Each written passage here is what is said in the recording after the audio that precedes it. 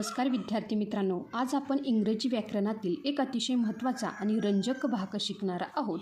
Preposition म्हणजेच शब्दयोगी अव्यय. आणि मुलांनो, आजचा हा व्हिडिओ खूप खास आहे, कारण आज आपण प्रत्येक प्रिपोजिशनचा अचूक अर्थ समजून घेणार आहोत. प्रत्येक शब्दाचा परफेक्ट प्रोनाऊन्सिएशन म्हणजेच उच्चार शिकणार आहोत. वाक्यांचे मराठी अर्थ आणि खूप सारी सोपी उदाहरणे पाहणार आहोत. म्हणूनच हा व्हिडिओ शेवटपर्यंत नक्की बघा आणि माझ्यासोबत इंग्रजी बोलायला शिका. तर विद्यार्थी मित्रांनो, पहिल्यांदा आपण पाहूया की प्रिपोजिशन म्हणजे काय. तर प्रिपोजिशन म्हणजे असा शब्द जो नाम किंवा सर्वनाम यांच्या वाक्यातील इतर शब्दांशी संबंध दाखवतो. त्याला आपण काय म्हणायचे? प्रिपोजिशन. काय सांगितलं बघा विद्यार्थी मित्रांनो.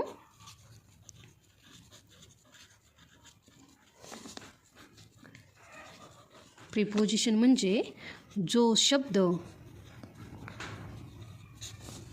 नामाला आपण काय म्हणतो? नाउन किंवा सर्वनाम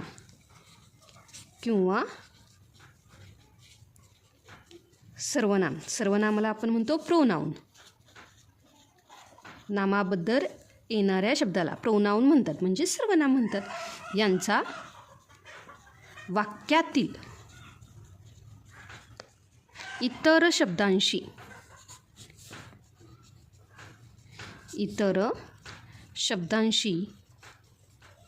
संबंध दाखवतो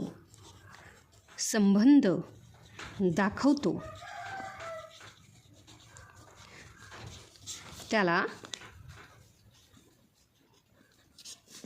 प्रिपोजिशन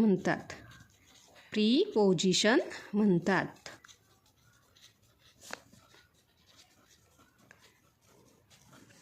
तर विद्यार्थी मित्रांनो, सोप्या भाषेत सांगायचं तर प्रिपोजिशन आपल्याला सांगते की एखादी वस्तू किंवा व्यक्ती कुठे आहे, कधी आहे किंवा कोणत्या दिशेने जात आहे. तर बघा विद्यार्थी मित्रांनो, त्यासाठी काय करूया, एक उदाहरण पाहूया. बघा, the book is on the table. म्हणजेच ह्या वाक्याचा अर्थ काय होतो मित्रांनो, की पुस्तक टेबलवर आहे. पुस्तक टेबलवर आहे. तर आता बघा, वाक्यामध्ये ऑन हा शब्द काय करतो रे, तर हे पुस्तक आणि टेबल ह्या दोघांमधील संबंध दाखवतो. पुस्तक कुठे आहे, तर पुस्तक आहे टेबलाच्या वर. म्हणूनच ह्या वाक्यामधील ऑन हे काय आहे रे, प्रिपोजिशन. लक्षात आलं का विद्यार्थी मित्रांनो? ऑन हे काय आहे, प्रिपोजिशन. चला विद्यार्थी मित्रांनो, असेच वाक्यांमध्ये येणारे प्रिपोजिशन आज पाहूया. तर बघा, जे काही पहिलं प्रिपोजिशन आहे ऑन, काय आहे बघा, जे काही पहिलं प्रिपोजिशन आहे ऑन. ऑन म्हणजेच काय विद्यार्थी मित्रांनो? वर. ऑन म्हणजेच वर. जेव्हा एक वस्तू दुसऱ्या वस्तूवर टेकून काय असते रे, वरती असते. लक्षात आलं का? चला लगेच उदाहरण पाहूया. बघा, the mobile is on the table. म्हणजेच काय विद्यार्थी मित्रांनो? मोबाईल टेबलवर आहे. मोबाईल टेबलवर आहे. तर विद्यार्थी मित्रांनो, नेहमी लक्षात ठेवायचं, जेव्हा एखादी वस्तू दुसऱ्या वस्तूच्या थेट वर असते आणि तिला स्पर्श करत असते, तेव्हा आपण ऑन वापरतो. लक्षात आलं का? त्यासोबत आता जे काही वाक्यामध्ये येणारं जे काही दुसरं प्रिपोजिशन आहे त्याला आपण म्हणायचे अंडर. काय म्हणायचे?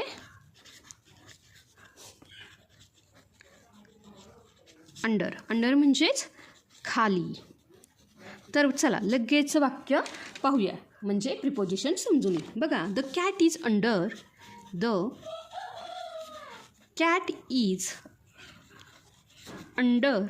The chair. म्हणजेच काय विद्यार्थी मित्रांनो? मांजर खुर्ची खाली आहे. मांजर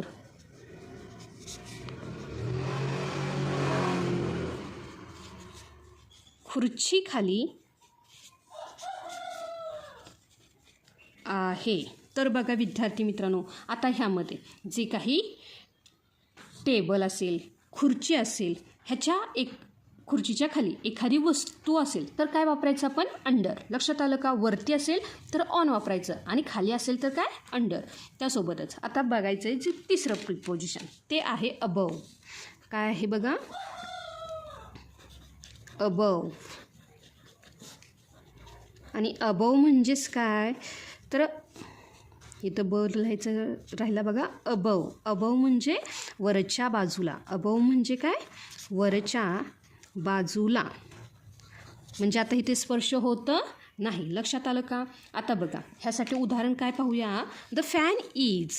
the fan is above my head. My head म्हणजेच काय? पंखा माझ्या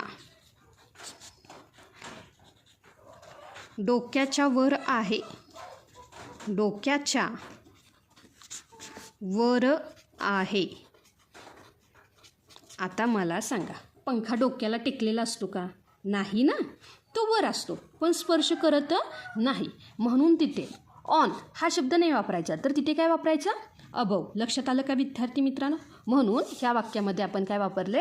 अबव. लक्षात आलं का? अबव म्हणजे वरच्या बाजूला. त्यासोबतच आता जे काही पुढचं प्रिपोजिशन आहे ते आहे बिलो. काय आहे बघा? बिलो. बिलो म्हणजे खालील बाजूला. बिलो म्हणजेच काय? खालील बाजूला किंवा पेक्षा कमी. पेक्षा कमी. चला लगेच उदाहरण पाहूया आणि हे प्रिपोजिशन समजून घेऊया. बघा temperature. The temperature is below 0. म्हणजेच काय विद्यार्थी मित्रांनो?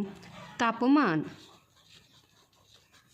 शून्याच्या खाली आहे. शून्याच्या खाली आहे. लक्षात आलं का? त्यासोबतच आता जे काही पाचवं प्रिपोजिशन आहे ते आहे बघा बिटवीन. काय आहे? बिटवीन. बिटवीन म्हणजे दोघांच्या मध्ये. बिटवीन म्हणजेच काय? दोघांच्या मध्ये. चला लगेच काय करूया? उदाहरण पाहूया. बघा the boy. The boy is sitting between two girls. Two girls म्हणजेच काय विद्यार्थी मित्रांनो? मुलगा दोन मुलींच्या मध्ये. दोन मुलींच्या मध्ये बसला आहे. बसला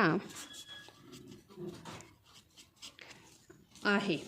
तर लक्षात ठेवा विद्यार्थी मित्रांनो, जेव्हा फक्त दोघंच व्यक्ती किंवा वस्तूंच्या मध्ये काही असतं तेव्हा काय करायचं आहे? बिटवीन वापरायचं आहे. लक्षात आलं का? त्यासोबतच आता जे काही पुढचं प्रिपोजिशन आहे ते आहे बघा among.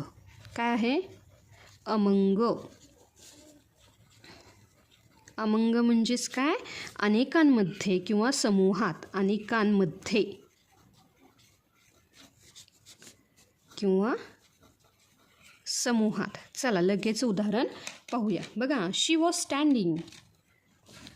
She was standing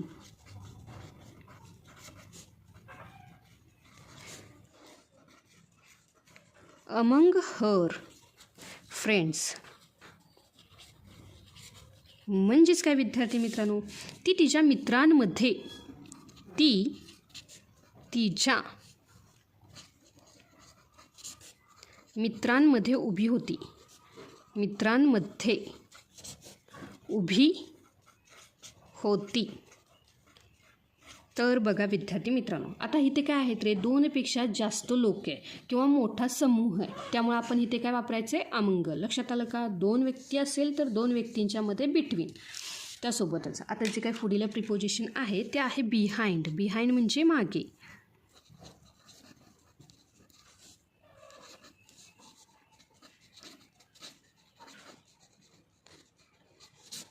behind म्हणजेच काय विद्यार्थी मित्रांनो?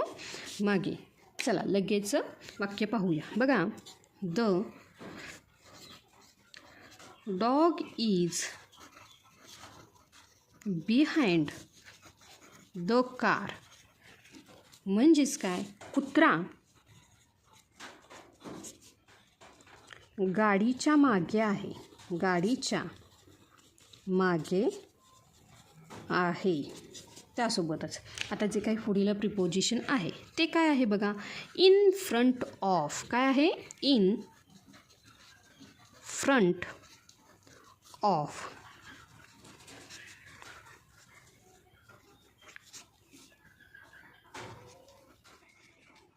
बघा इथे चुकून मी अनुस्वार दिला. अनुस्वार दिला तर न लिहायची काही गरज नसते. लक्षात आलं का?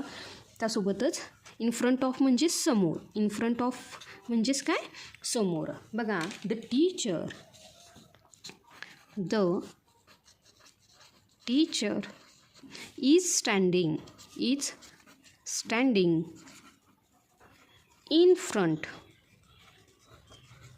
In front of the class.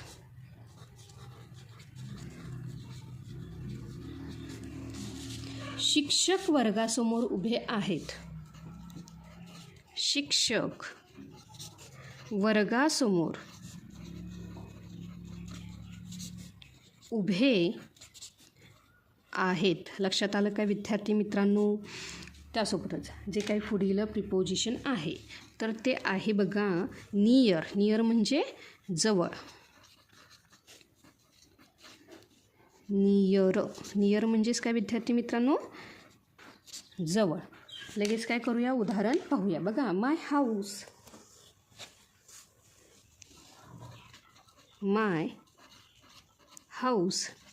Is near the school. म्हणजेच काय? माझं घर शाळेजवळ आहे.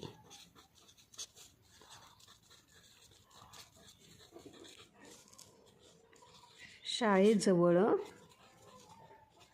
आहे. लक्षात आलं का? त्यासोबतच आता जे काही पुढील प्रिपोजिशन आहे हे आहे बघा बी साईड. काय आहे? बी साईड. बी साईड म्हणजे शेजारी किंवा बाजूला.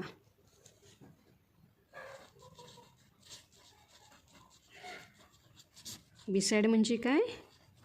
शेजारी किंवा बाजूला. चला लगेच उदाहरण पाहूया. बघा, ही सॅट बिसाइड मी. म्हणजेच काय? तो माझ्या शेजारी बसला. तो माझ्या शेजारी बसला. शेजारी बसला. तर बघा विद्यार्थी मित्रांनो, आपण किती प्रिपोजिशन पाहिले? तर हे 10 प्रिपोजिशन पाहिले. तर हे होते की जे वस्तूचे ठिकाणं दाखवतात. काय करतात रे? हे वस्तूचे ठिकाणं दाखवतात. ह्यांना काय म्हणायचं आहे? Preposition of place. ठिकाणं दर्शवणारे शब्द. वस्तू कुठल्या ठिकाणी आहे? वस्तू वरती आहे, खाली आहे, वरच्या बाजूला आहे, खालील बाजूला आहे, दोघांच्या मध्ये आहे की समूहात आहे, मागे आहे, समोर आहे, जवळ आहे की बाजूला. लक्षात आलं का? त्यासोबतच आता जो काही दुसरा टाईप आहे तर तो टाईप आहे बघा प्रिपोजिशन ऑफ डायरेक्शन. म्हणजे दिशा दर्शवणारे शब्द. ते वरचे मी लिहायला विसरले पण इथं मी लिहिते. काय आहे बघा? Preposition of direction. म्हणजेच काय विद्यार्थी मित्रांनो? हे आहेत दिशा दर्शवणारे शब्द.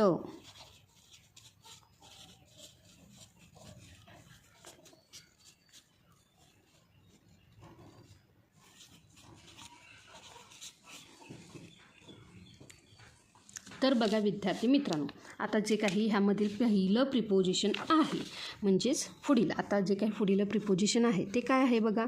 हे आहे 11वं प्रिपोजिशन आणि ते आहे टू. काय आहे बघा? टू. टू म्हणजे काय? कडे किंवा पर्यंत. तर ह्यासाठी उदाहरण घेतलं बघा. I go to school. I go to school म्हणजेच काय विद्यार्थी मित्रांनो, मी शाळेत जातो. मी शाळेत जातो. लक्षात आलं का? म्हणजे इथे दिशा दर्शवली. कुठे जातोस? तर शाळेत. शाळेपर्यंत काय आहे रे? दिशा आहे. लक्षात आलं का? त्यासोबतच जे काही आता पुढील प्रिपोजिशन, जे काही 12वं प्रिपोजिशन आहे, ज्यातून आपल्याला काय कळते रे? दिशा. तर ते आहे फ्रॉम. फ्रॉम. फ्रॉम म्हणजेच काय? पासून किंवा कडून. She came from Mumbai. She came from Mumbai म्हणजेच काय विद्यार्थी मित्रांनो, ती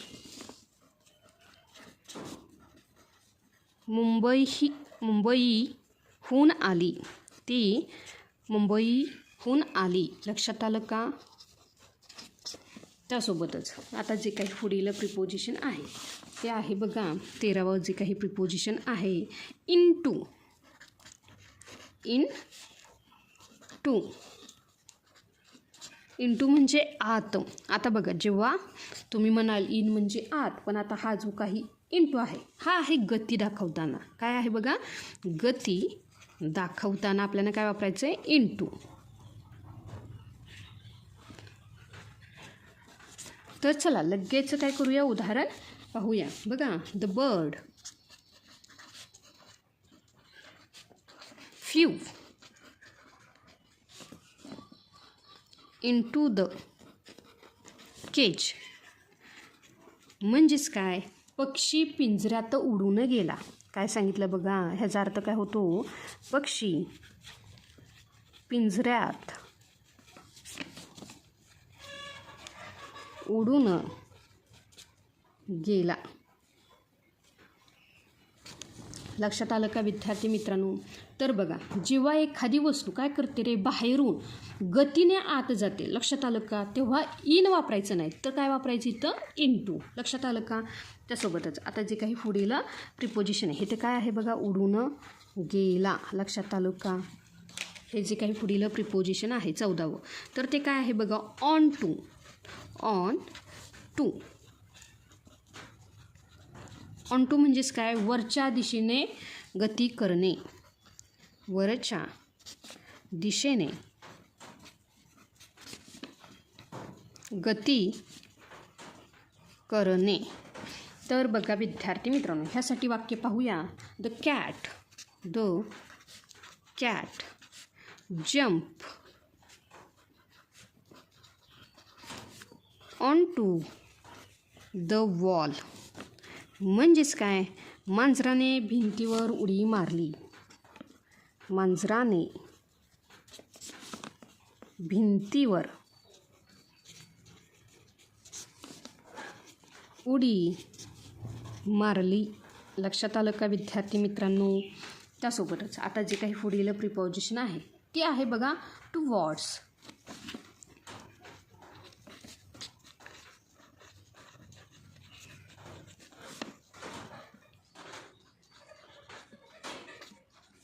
टुवर्ड्स म्हणजे च्या दिशेने. चहाच्या दिशेने नाही, च्या दिशेने. नाहीतर तुम्ही म्हणाल चहाच्या दिशेने, अजिबात नाही. टुवर्ड्स म्हणजे काय? च्या दिशेने. लगेच काय करूया? उदाहरण पाहूया. The boy ran towards the park.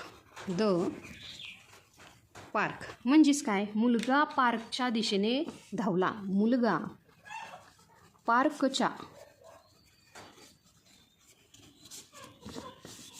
दिशेने धावला.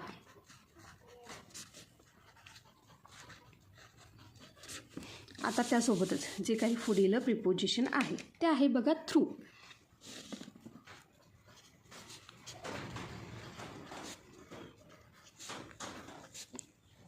आता हे जे काही थ्रू म्हणजेच काय, मधून किंवा आरपार, मधून किंवा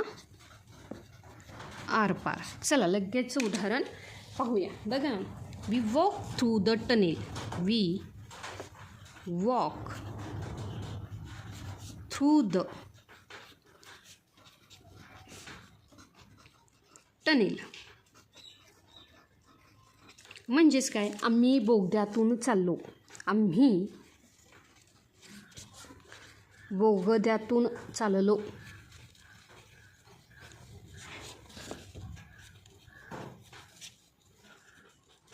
लक्षात आलं का? त्यासोबतच आता जे काही पुढील प्रिपोजिशन आहे तर ते आहे ॲक्रॉस. काय आहे बघा, ॲक्रॉस. ॲक्रॉस म्हणजेच काय, एका बाजूने दुसऱ्या बाजूला ओलांडून,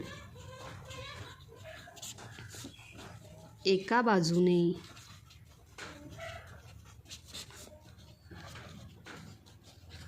दुसऱ्या बाजूला ओलांडून,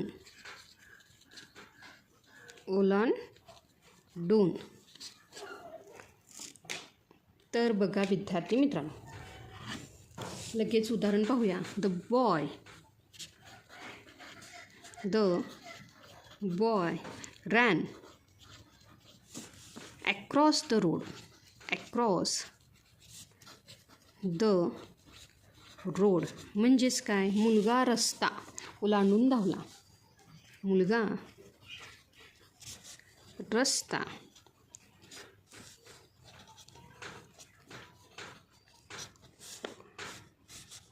ओलांडून धावला. तर बघा विद्यार्थी मित्रांनो, हे सगळे काय होते, हे सगळे प्रिपोजिशन होते, दिशा दर्शवणारे शब्द होते. लक्षात आलं का?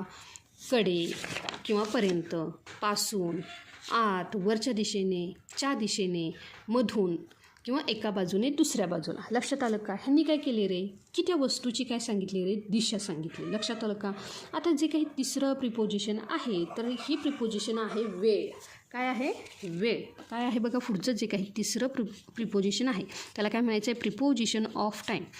प्रिपोजिशन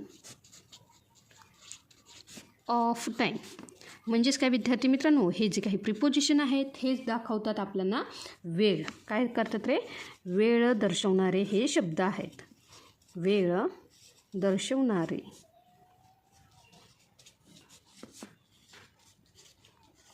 हे शब्द आहेत. चला पाहूया. बघा आता हे 17 नंतरनं काय येणार आहे, 18. बघा जे काही पहिलं प्रिपोजिशन आहे ॲट. काय आहे बघा, ॲट. ॲट म्हणजे निश्चित वेळी. ॲट म्हणजे काय, निश्चित वेळी. चला लगेच उदाहरण पाहूया. बघा, शी अराइव्ह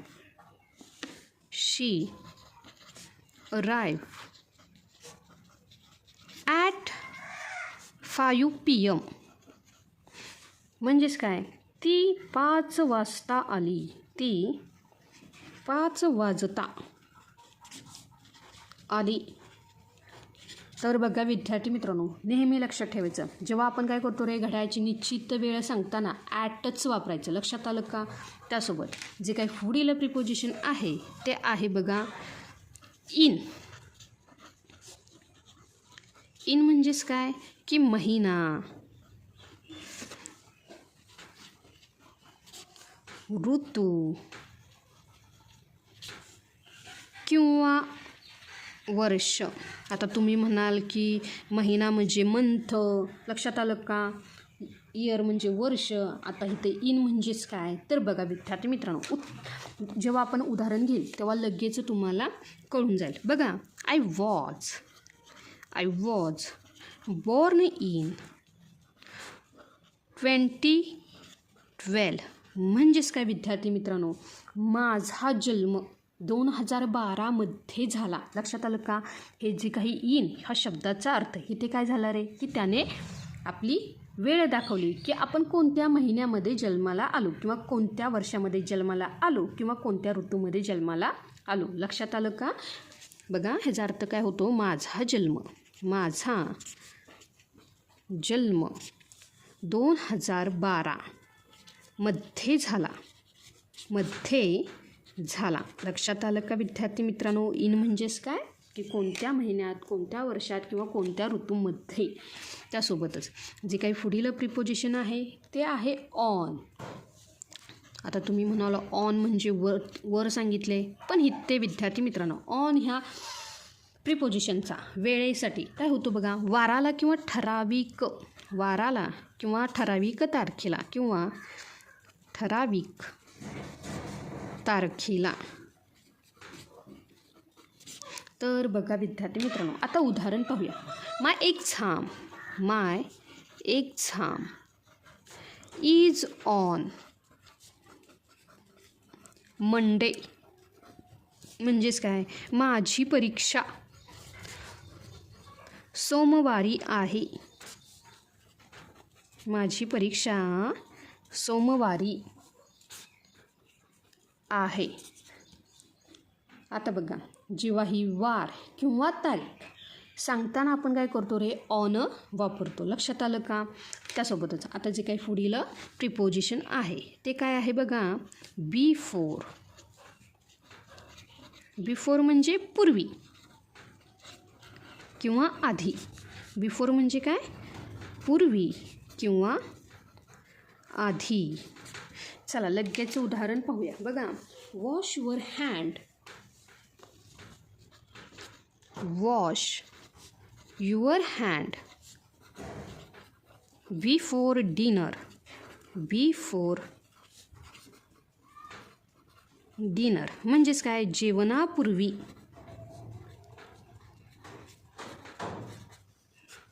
हात धुवा. हात धुवा. लक्षात आलं का विद्यार्थी मित्रांनो? त्यासोबतच आता जे काही पुढील प्रिपोजिशन आहे ते आहे आफ्टर.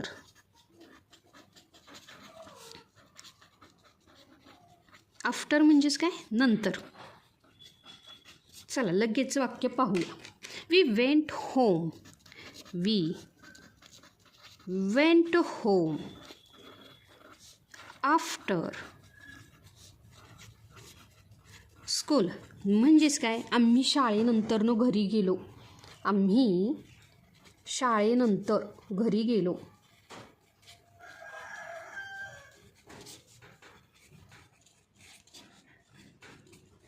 लक्षात आलं का विद्यार्थी मित्रांनो? आता जे काही पुढील प्रिपोजिशन आहे तर ते काय आहे बघा, ड्युरिंग. ड्युरिंग म्हणजेच काय, त्या काळात किंवा दरम्यान. ड्युरिंग.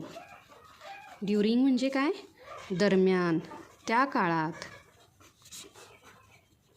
त्या काळात.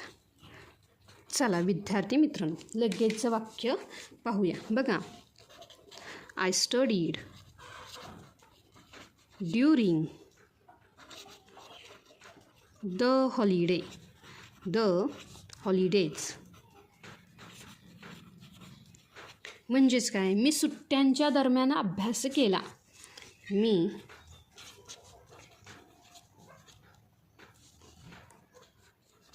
सुट्ट्यांच्या दरम्यान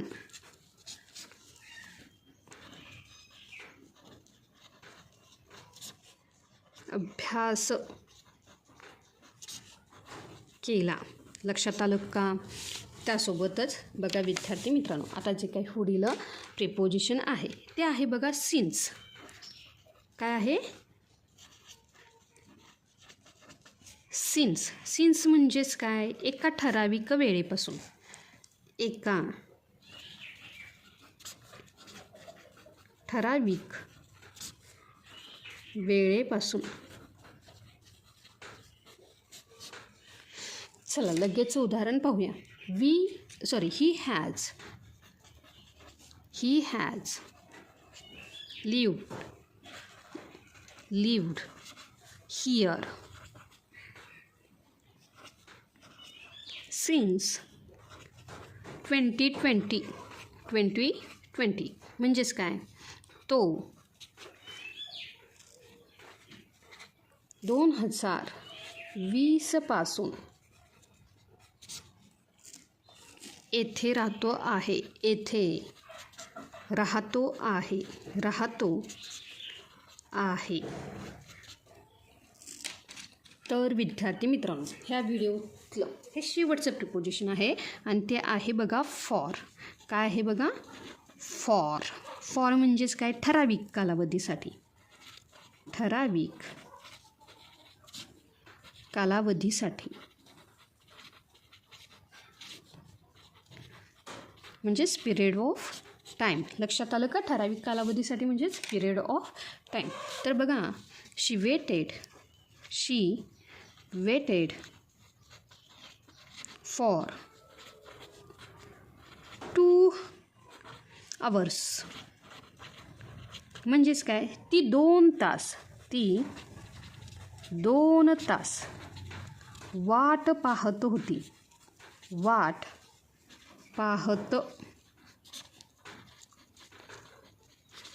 होती.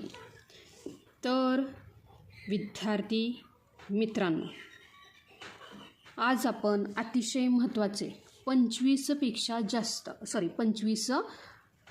प्रिपोजिशन शिकलो. आता तुम्हाला योग्य प्रिपोजिशन ओळखता येईल, त्यांचा अचूक उच्चार करता येईल आणि इंग्रजी बोलताना तुमचा आत्मविश्वास नक्कीच वाढेल. आज शिकलेल्या कोणत्याही 5 प्रिपोजिशनचा वापर करून स्वतःची वाक्य तयार करा आणि खाली कमेंट बॉक्समध्ये लिहून मला दाखवा. हा व्हिडिओ आवडला असेल तर नक्की लाईक करा, तुमच्या मित्रांसोबत शेअर करा आणि आपल्या चॅनेलला सबस्क्राईब करायला विसरू नका.